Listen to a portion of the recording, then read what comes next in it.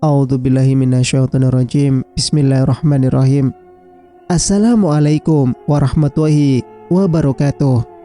Kembali lagi bersama Mang Sukir, yang tentunya akan menemani teman-teman semua dengan sebuah kisah-kisah horor dan mistis. Dan untuk cerita kali ini, Mang Sukir akan menceritakan sebuah kisah yang berjudul Tumbal Anak Pertama. Cerita ini ditulis oleh akun Facebook bernama Ratna Dewi.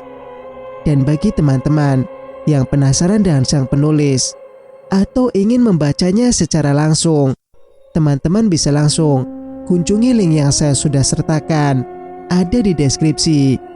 Oke, tak usah berlama-lama, mari kita ke ceritanya. Selamat mendengarkan. Aku yang masih bingung pun langsung bertanya, "Maksudnya Kiai?" "Iya, kalian saat ini sedang diintai oleh seseorang, bukan dari keluarga kalian, namun orang lain. Jika mereka tahu kamu sedang hamil, mereka akan memuja anak kalian untuk dijadikan persembahan tumbal pesugihan." Jelas Kiai tadi. Aku dan Bang Raihan yang mendengarkan penjelasan Kiai Husin pun terbelalak dan kaget. "Jadi apa yang harus kami lakukan, Kiai?" tanya Bang Raihan. "Letakkanlah parang yang telah berkarat dan tidak terpakai di dekat jendela, agar mereka tidak dapat melihat ke dalam rumah. Lalu dengan cara apa lagi, Kiai, agar kami tidak diganggu orang jahat itu?" tanyaku yang mulai panik. "Sebenarnya di dalam tubuhmu itu memiliki kodam, nak. Namun kodam yang kamu miliki fungsinya hanya untuk memberitahu saat kamu dalam keadaan bahaya dengan pelantara mimpi. Namun dia tidak dapat melindungimu.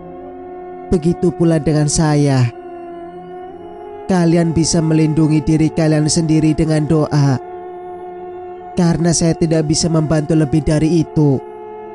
Lalu menatap ke arahku. Dek.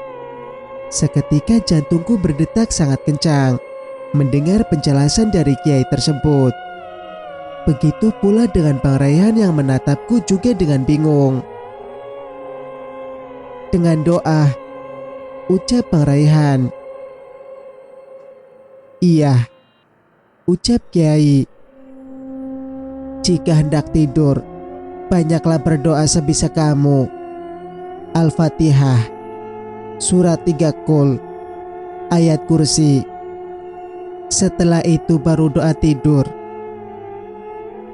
Itu doa yang paling mujarab sebelum kamu tidur untuk melindungi kamu, anak dan keluarga kalian.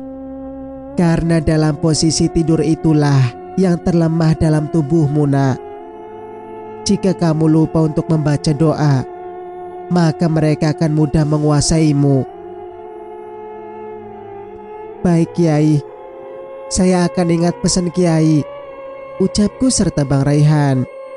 Kami pun pulang masih dengan sepeda ontel kesayangan Bang Raihan. Dia mengayuhnya perlahan karena membawa aku yang sedang hamil muda. Hingga di persimpangan kami bertemu dengan Mbok Tariem, nenek penjual pecel di pasar yang kini sudah sukses dan kaya raya. Aku yang melihatnya duduk di depan rumah pun langsung menyapanya dengan bibir tersenyum. "Nuhun, Mbok." Mbok Tariem pun membalas senyuman dariku tanpa mengatakan sepatah kata pun. Seketika bulu kuduku meremang saat kulihat wajah Mbok Tariem yang tersenyum miring dengan tatapan tajamnya. Aku hanya diam menyikapinya. Hari ini Bang Raihan libur kerja karena ini hari Minggu. Singkat cerita, malam pun tiba. Setelah selesai makan malam, biasanya kami akan langsung tidur. Karena masa itu kami belum memiliki televisi, hanya orang-orang kaya sajalah yang punya. Bang Raihan memiliki 1 HP, Itu pun peninggalan almarhum ayahnya. Dengan penampilan yang kusam berwarna hijau tua, tebal dan memiliki antena di atasnya. Jika aku ingin menghubunginya, aku hanya menggunakan telepon umum yang tidak jauh dari rumahku. Aku gelisah dan rasanya tak mampu untuk memejamkan mata karena rasa takut yang kualami. Bang Raihan meletakkan parang sesuai pesan Kiai tepat di bawah jendela. Meskipun begitu, tidak mengurangi rasa takutku sedikit pun. Malam sudah semakin larut. Bang Raihan sudah tertidur pulas. Lama-kelamaan aku pun merasakan kantuk. Tak lupa aku membaca doa sesuai pesan Kiai. Namun baru saja memejamkan mata, dek, ada suara benda jatuh di arah ruang tamu. Aku pun lantas berjalan ke arah suara tersebut dengan mengintip dari balik kain penutup pintu kamar. Karena kamar kami tidak memiliki pintu. Saat kulihat tidak ada siapa-siapa, aku pun lantas memberanikan diri untuk keluar dari dalam kamar ke ruang tamu yang gelap karena lampu telah dimatikan. Namun teras depan rumah dan kamar sajalah yang tidak dimatikan. Aku pun celingak-celinguk mencari benda apa yang jatuh. Atau itu kelakuan tikus nakal, pikirku. Aku pun lantas mondar-mandir karena belum menemukan benda tersebut. Seketika aku pun melihat dari arah bawah jendela ada pisau kecil berkarat. Mungkin Bang Raihan yang meletakkannya karena tak menemukan parang bekas lagi. Pikirku positif. Aku pun langsung merunduk dan mengambil pisau tersebut untuk dikembalikan ke tempatnya, yaitu samping jendela. Saat bangun sontak aku pun terkejut saat melihat ke arah jendela tanpa penutup gorden itu. Ada sesosok wanita cantik yang berdiri tepat di depan rumah dengan menggunakan baju merah, celana panjang, dan rambut sebahu yang diurai menatap ke arahku. Dan dia memiliki perut buncit seperti sedang hamil. Aku pun langsung berjingkat dan bergidik saat melihatnya tersenyum menyeringai dan memiliki 2 gigi taring. Yang membuat aku semakin menggigil ketakutan adalah wanita tadi menyingkap baju merahnya dan terlihat perut besar yang aku kira ia sedang hamil sekitaran 7 bulanan itu. Mengoyak dengan sengaja perutnya dengan menggunakan pisau kecil. Ia memakan janinnya sendiri yang sudah berbentuk bayi dengan darah yang berkucuran deras dari perut serta bibirnya. Bayi itu menangis begitu kencang dan langsung diam saat wanita itu berhasil mengoyak bagian paha lalu mengunyahnya dengan rakus. Aku yang tak tahan melihatnya. Namun aku tak dapat untuk berlalu dari tempat ini. Tubuhku terasa kaku dan bibirku terasa terkunci untuk sekedar berteriak. Lantas tubuhku pun melemas dan akhirnya aku pun jatuh pingsan. Azan subuh pun berkumandang. Tak ada yang tahu aku pingsan di depan jendela. Hingga Bang Raihan yang kebingungan karena aku tak ada di sampingnya pun gegas turun dari tempat tidur.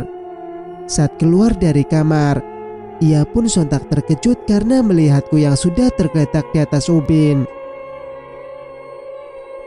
"Dek, bangun. Kamu kenapa tidur di sini, Dek?" Aku pun membuka mata perlahan saat mendengar Bang Raihan yang memanggilku. Tangisku sontak pecah dan aku masih tetap ketakutan. Bang Raihan pun memeluk untuk menenangkan aku. "Kamu kenapa, Dek?" Dengan wajah yang bingung, lantas bertanya lagi. Aku menceritakan apa yang aku alami tadi malam pada Bang Raihan. Semua kejadian aku katakan sambil sesungguhkan karena menangis. Tak lupa juga tentang pisau yang ada di bawah jendela itu. "Pisau?" ucapnya sambil kebingungan. "Iya. Bukannya kamu yang meletakkan pisau dekat jendela ini ya?" tanyaku. "Gak ada kok. Aku cuma meletakkan parang saja. Namun itu di jendela kamar kita, bukan di sini. Sekarang pisaunya mana, Dek? Aku yang masih bergetar pun langsung menunjukkan ke arah pinggiran jendela. Namun, dek, sejenak jantungku berhenti berdetak rasanya. Di mana pisau itu? Pikirku. Aku yakin tadi malam aku letakkan di sini, Bang. Tapi kenapa sekarang gak ada ya? Sudahlah, Dek. Tenangkan dulu dirimu. Hari ini aku akan libur bekerja dulu.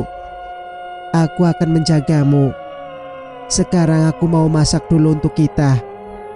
Aku pun mengangguk, tanda mengiyakan ucapan Bang Raihan.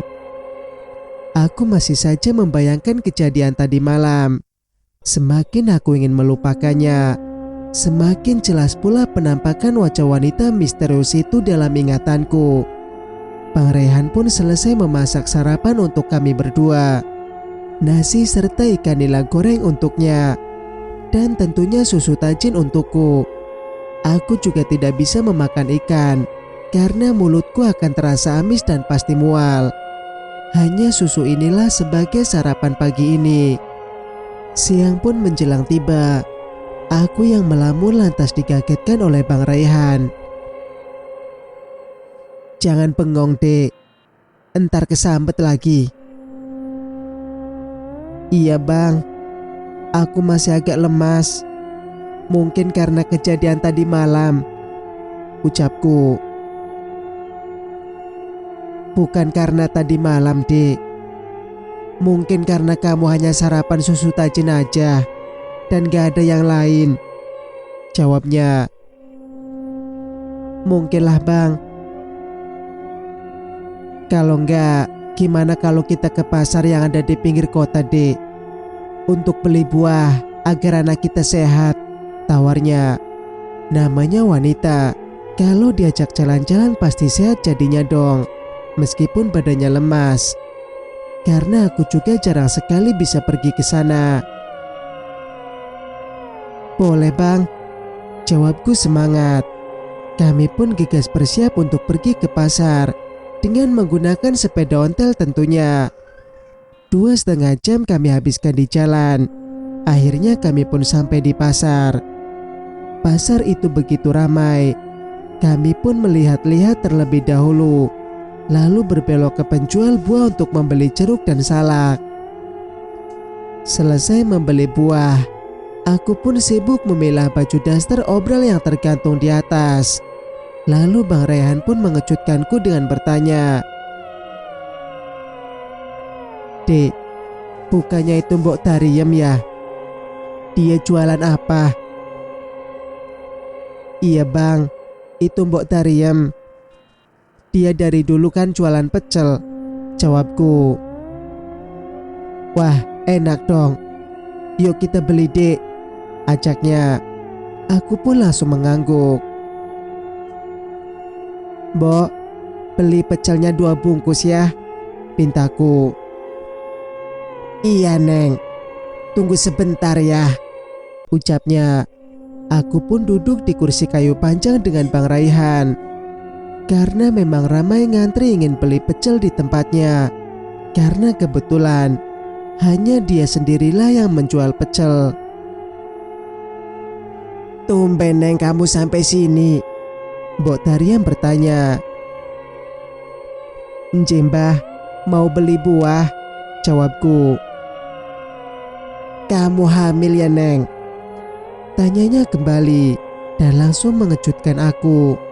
Aku tidak menjawab pertanyaannya dan hanya tersenyum kecut. Karena semakin lama, aku semakin takut karena tatapannya yang begitu tajam memperhatikan perutku. Ini, Neng, pesanannya. Dia menyodorkan 1 plastik dengan 2 bungkusan di dalamnya. Berapa, Mbok? Tanyaku. Sudah, tidak usah bayar, Neng. Anggap saja ini hadiah pertama kamu dari saya untuk anak yang kamu kandung. Jantungku kembali berdetak dengan kencang. Mendengar ucapan darinya, dari mana dia bisa tahu kalau aku sedang hamil? Pikirku. Bang Raihan yang sedikit pun tak merasa curiga langsung berterima kasih pada Mbok Tariem. Dia pun tersenyum miring melihat Bang Raihan yang sangat senang karena diberi pecel secara gratis. Sudut pandang Mbok Tariem. Sebentar lagi. Lalu terkekeh. Mbok Tariem tinggal di gubuk kecil bersama suami serta 3 anaknya. Suaminya tidak bekerja karena sudah tua dan sakit-sakitan. Sedangkan dia hanya berjualan pecel di pasar yang buka hanya seminggu sekali. Itu pun waktu hari Senin dengan dibantu oleh 1 anak tertuanya. Sedangkan 2 anak lainnya masih bersekolah.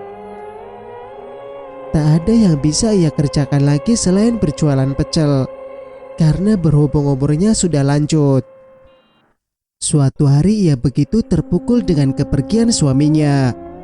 Tak ada lagi yang menguatkannya selain anak pertamanya yang bernama Aji.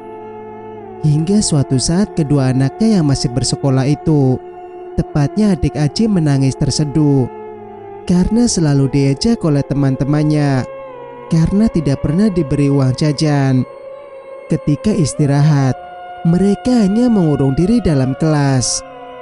Sampai ke rumah dengan perut kosong dan mata sembab pun hanya bisa menelan salivanya sendiri karena ibunya tidak masak sama sekali. Bu, kami lapar, Bu. 2 anak tadi saling bersahutan dengan memegang perutnya masing-masing dan tetap menangis. Ibu gak ada uang buat beli beras, Nak. Nanti ibu cari utangan dulu ya, jawab Mbok Tariem, coba menenangkan anaknya. Kedua anak itu mengangguk dan masih terus menangis. Mbok Tariem pun berjalan menuju warung. Dan Bu, boleh saya utang beras dulu 1 liter aja, pinta Mbok Tariem. Enak aja, yang kemarin aja belum dibayar, jawab ibu pemilik warung. Dengan hati kecewa, Mbok Tariem pun pulang dengan tangan kosong. Di tengah perjalanan ia bertemu dengan seorang kakek tua. Dia langsung berkata, "Mari aku bantu kamu untuk kaya." Dengan berjalan melambat, dengan hati yang gundah dan sedih, ia pun langsung terkejut mendengar suara seseorang yang tidak ia kenal itu.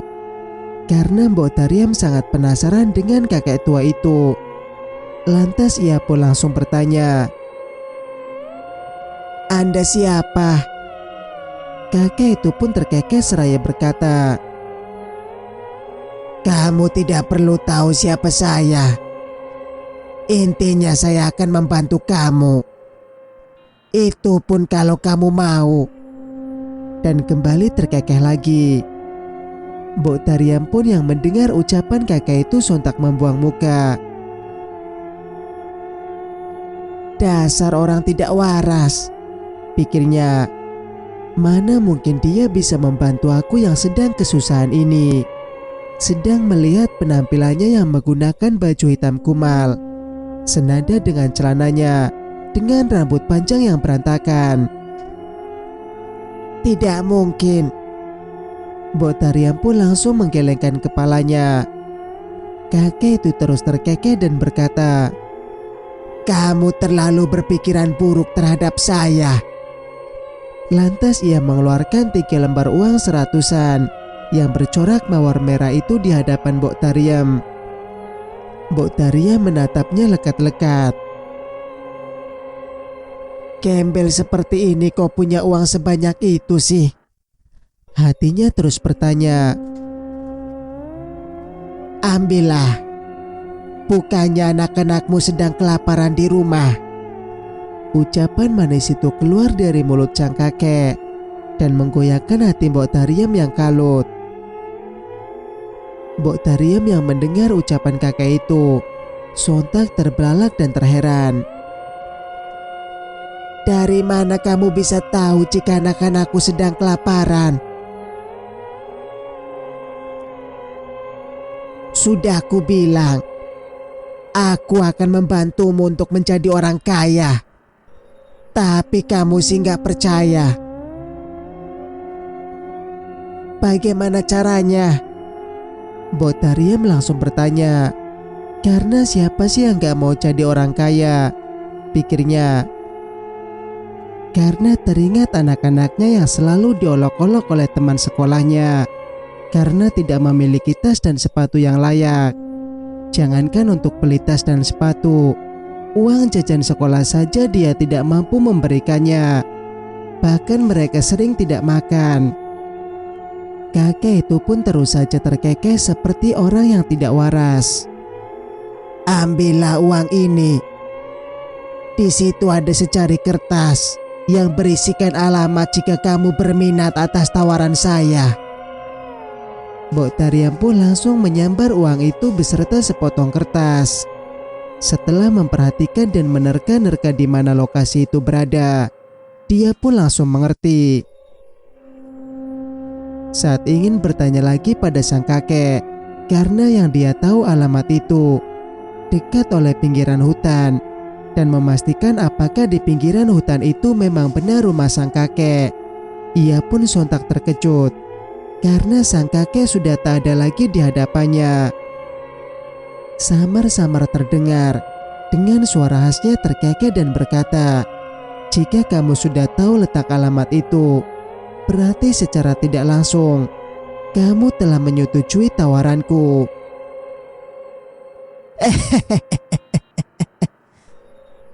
Terkekeh dan suara itu pun menghilang. Botariam yang mendengarnya sontak bergidik dan merinding. Bodo amatlah. Yang penting aku harus membeli makanan untuk anakku yang sedang kelaparan di rumah.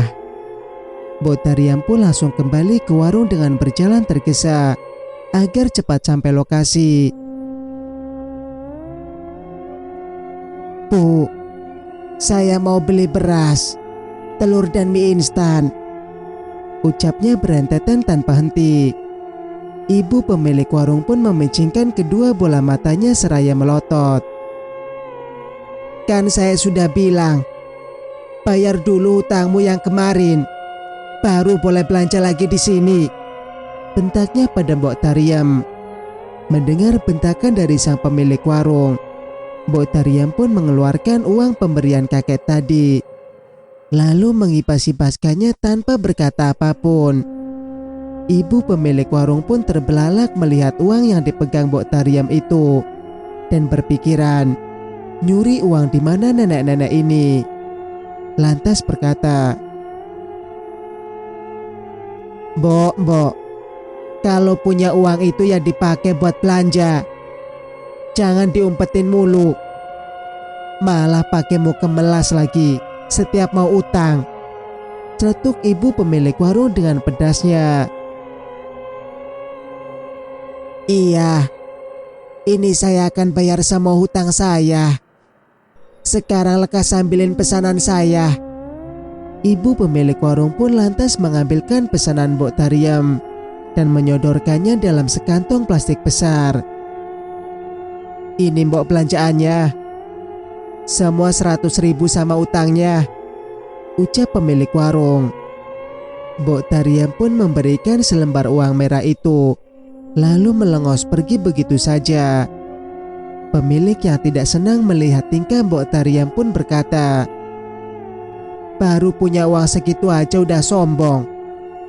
Botariam pun setengah berlari karena tidak mau anaknya yang menunggu lama. Setelah sampai depan gubuk reot, anaknya pun berlari kencang menghampiri ibunya yang terlihat membawa sekantong plastik besar sembako dan tak lupa jajanan untuk mengganjal perut anak-anaknya selagi ia masak nanti, pikirnya. Dengan hati riang, Botariam pun membagikan jajanan pada anaknya yang tersenyum bahagia karena mereka tidak akan kelaparan beberapa hari ke depan karena persediaan sembako yang ia miliki, serta ia masih memiliki 200.000 lagi. Anak-anak Mutariam pun makan dengan lahapnya saat menyantap nasi beserta mie instan dan telur yang telah dimasak oleh ibunya. Sangat nikmat rasanya karena mereka sangat jarang sekali bisa makan mie instan seperti sekarang ini. Anak pertama Mbok Tariam yaitu Aji pun bertanya, "Ibu dapat uang dari mana?" Karena Aji tahu ibunya tidak memiliki uang saat hendak pergi dari rumah, yang katanya ingin hutang beras di warung. Kok sekarang membawa begitu banyak belanjaan dengan menjambreng 2 lembar uang ratusan ribu? "Sudahlah Aji, ini urusan ibu. Kamu tenang saja, karena sebentar lagi kita akan jadi orang kaya." Seraya tersenyum lebar. Aji lantas terdiam dan enggan untuk bertanya lagi, meskipun banyak tanda tanya dalam benaknya. Lalu ia kembali menyelesaikan makannya yang tertunda. Keesokan harinya Mbok Tariam gegas bersiap untuk menuju lokasi tempat kakek itu berada, seraya memandangi alamat pada selembar kertas yang sudah kusut itu. "Aku tidak akan membuang waktu. Aku sudah cukup lelah harus hidup miskin dari dulu. Aku harus cepat ke tempat kakek itu untuk meminta kekayaan seperti apa yang telah dijanjikannya padaku sebelumnya." Mbok Tariam ingin berangkat seorang diri. Saat Aji melihat ibunya yang pergi dengan berjalan kaki, ia pun lantas mengejar ibunya yang sudah mulai jauh. "Ibu mau kemana?" tanya Aji sambil berlari. "Aku antar ya bu." Mbok Tariam yang mendengar suara anaknya yang memanggil pun menghentikan langkahnya, seraya berkata, "Ibu ada urusan sedikit. Kamu di rumah saja tunggu adik-adikmu pulang sekolah." Aji pun menundukkan kepala karena tawaran yang ditolak oleh sang ibu. Lalu berbalik untuk kembali pulang karena ibunya yang langsung berlalu tanpa menghiraukannya.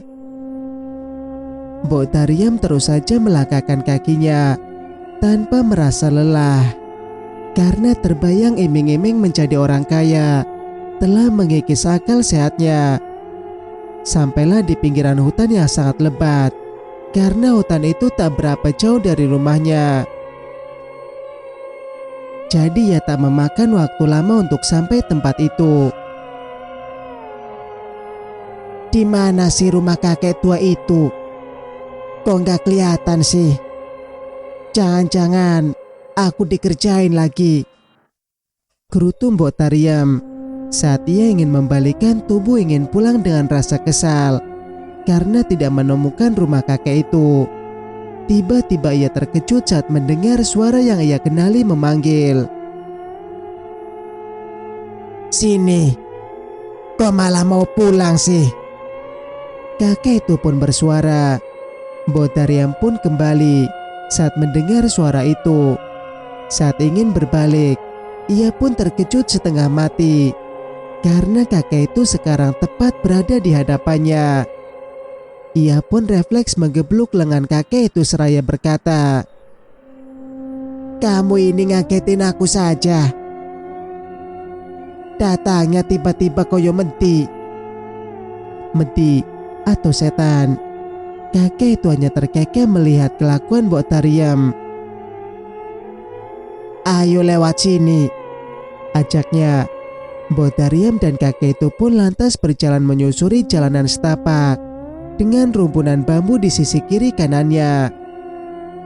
Krek-krek suara bambu itu saling beradu saat bertiup angin, membuat bulu kuduk Mbok Tariam meremang mendengarnya.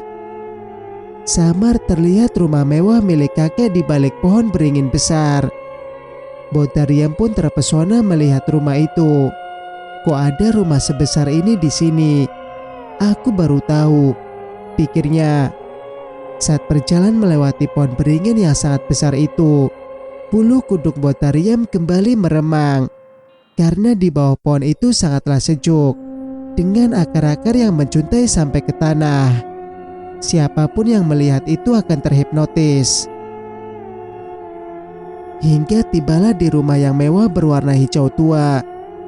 Namun setelah diperhatikan dengan dekat, rumah ini seperti tidak terurus.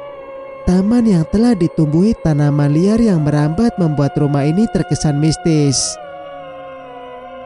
"Mari masuk," ajak kakek itu yang mengejutkan Mbok Tariem saat sedang memandangi halaman sekitar. Iya," jawabnya tergagap. "Kamu mau minum apa?" tawar kakek itu. "Air putih saja," jawab Mbok Tariem singkat. Kakek itu lalu pergi ke arah dapur untuk mengambilkan air putih yang dipinta Mbok Tariem. Mbok Tariem terus memperhatikan rumah itu dengan seksama. Pengap dan bau apek sangat terasa di ruangan itu. Hingga kakek itu pun kembali dengan segelas air putih dan roti kering di atas piring. Melihat hanya kakek yang membawa nampan, bukan istri atau pembantunya, Mbok Tariem pun langsung bertanya, "Kamu tinggal sendiri ya di rumah sebesar ini?" "Iya, aku sekarang tinggal sendirian karena anakku telah meninggal. Dia adalah anak pertama dan sematawayang di keluarga ini. Begitu juga dengan istriku yang telah menyusul anak kami. Istriku anak pertama dari 6 bersaudara. Makanya rumah ini tidak terurus lagi semenjak istriku meninggal," jelas kakek itu.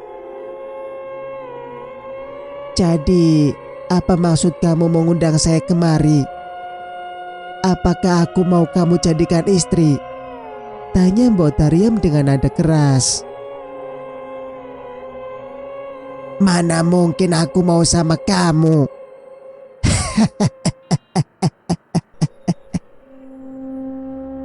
"Aku hanya ingin mengajak kamu berbisnis karena kasihan melihat kamu yang miskin itu," ucap si kakek yang membuat Mbok Tariem sakit hati. "Bisnis apa?" tanya Mbok Tariem yang penasaran. "Kamu gak perlu repot-repot kerja pontang-panting. Cukup menjalani hidupmu seperti biasa saja. Namun kamu akan tetap memiliki uang yang banyak." Mbok Tariem yang belum mengerti pun hanya diam mendengar penjelasan kakek itu. "Kamu hanya memenuhi satu syarat. Maka apa yang kamu inginkan akan terkabul."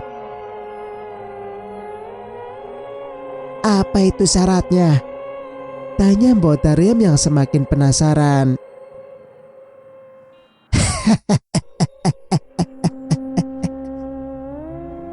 Kakek itu kembali terkekeh lalu berkata, "Tumbal anak pertama." Jantung Mbok Tarmi sontak berdetak sangat kencang. Dengan nada emosi, Mbok Tariem pun memaki kakek tua itu. "Dasar orang gila. Kamu stres ya? Mengorbankan nyawa orang lain demi kekayaan dan kesenanganmu." Kakek itu hanya terkekeh mendengar Mbok Tariem yang membentak-bentak dirinya. "Terus maumu apa sekarang, nenek peot?" ejek kakek itu kembali. Seraya berdiri, Mbok Tariem langsung berkata, "Aku tidak akan sudi mengikuti bisnis gilamu itu. Lebih baik aku pulang." Saat Mbok Tariem ingin melangkahkan kakinya, ia pun sontak terhenti karena kata-kata kakek itu. "Ya sudah, kalau kamu tidak mau, maka nyawamulah sebagai gantinya."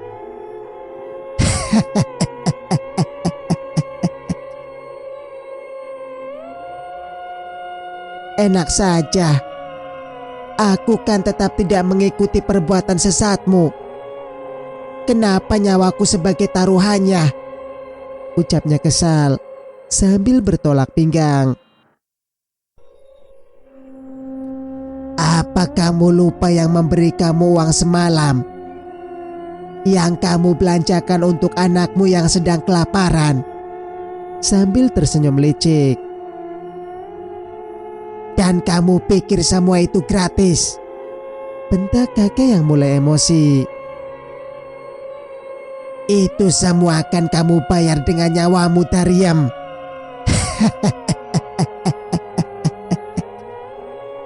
Lalu terkekeh dengan kencang. Jantung Daryem berdetak kencang saat mendapatkan bentakan dari kakek yang ia tidak kenal sebelumnya. Ia pun sontak bergetar karena takut. Dia tidak mau menjalani bisnis sesat dengan tumbal nyawa seseorang hanya demi ingin kaya. Namun jika dia tidak mengikuti kemauan kakek itu, maka nyawanya lah sebagai taruhannya.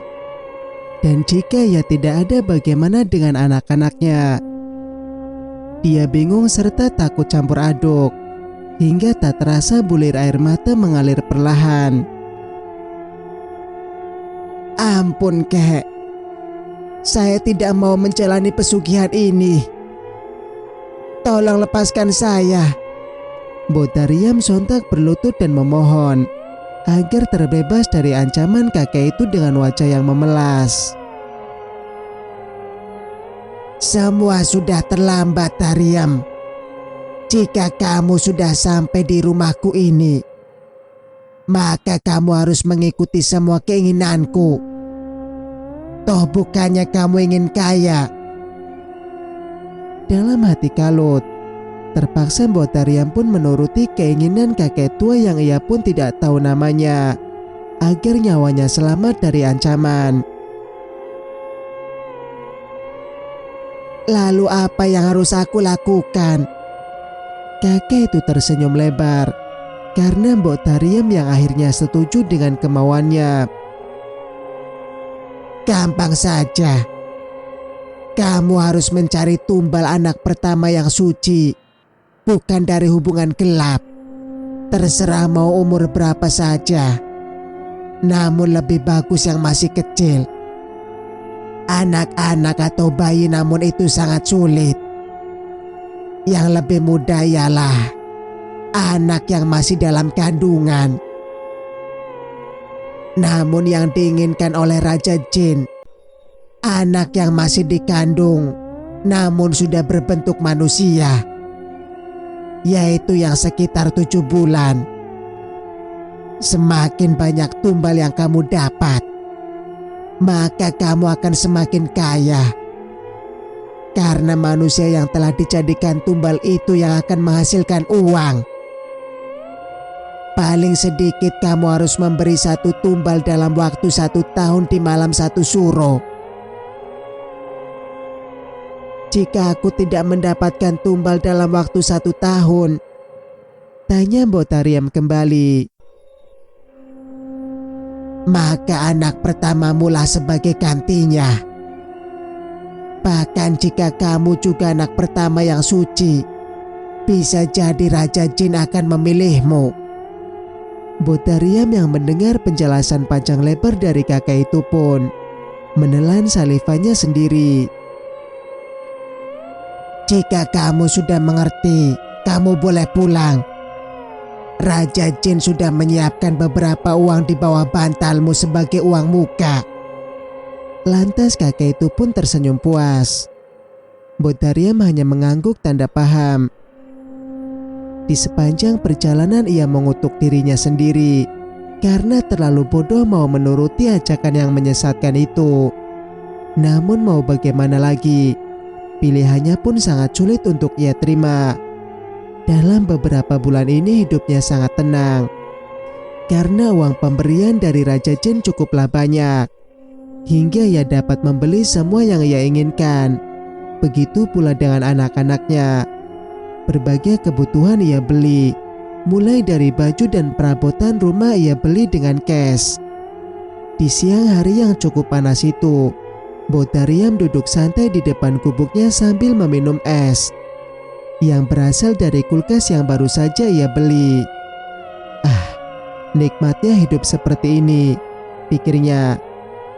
Hingga ia teringat akan sebentar lagi akan datang malam satu suro. Ia pun sontak langsung gelisah. Bagaimana cara aku mencari tumbal itu? Bisiknya pelan. Karena 1 minggu lagi tepat malam satu suro. Setiap harinya ia hanya gelisah. Karena dia memang sama sekali tidak mengerti bagaimanakah caranya. Namun masih tetap enggan untuk bertanya pada kakek tua itu. Malam satu suro pun tiba.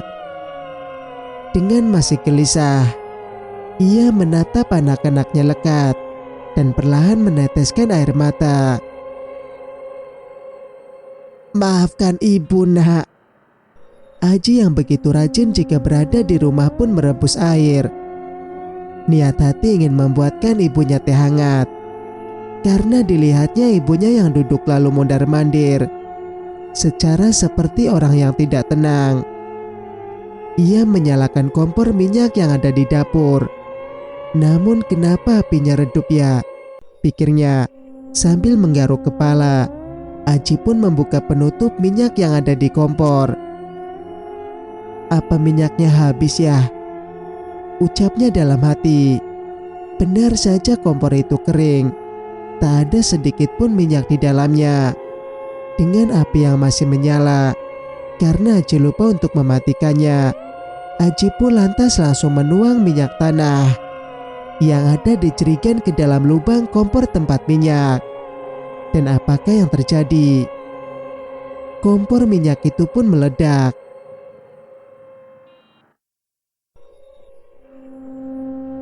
Cerita pun bersambung. Jika kalian suka dengan ceritanya, jangan lupa untuk like, komen, dan subscribe channel ini agar bisa mendengarkan cerita-cerita berikutnya. Wassalamualaikum warahmatullahi wabarakatuh.